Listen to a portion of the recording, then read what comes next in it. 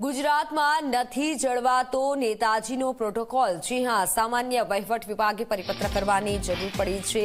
MP MLA મંત્રીઓનો protocol જાળવવા માટે પરિપત્ર આપ્યો છે। મંત્રીઓને પ્રવાસ દરમિયાન યોગ્ય આવકાર આપો, જિલ્લા પ્રભારીને સંકલનમાં રાખી કાર્યક્રમ કરો તેવું જીએડીનું કહેવું છે। જનપ્રતિનિધિઓને રાહ જોડાવ્યા વિના મુલાકાત કરો।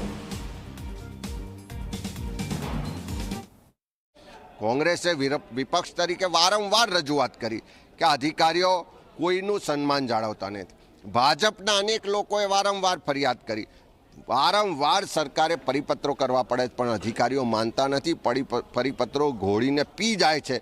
એનો સ્પષ્ટ મતલબ છે કે મુખ્યમંત્રી સરકારનો વહીવટી તંત્ર પર કોઈ અંકુશ નથી। અધિકારીઓ એટલા માટે એમનાથી બીતા નથી કારણ કે દર મહિને એ જ અધિકારીઓ કમિશન ઉઘરાઈને કમલમમાં મોકલે છે।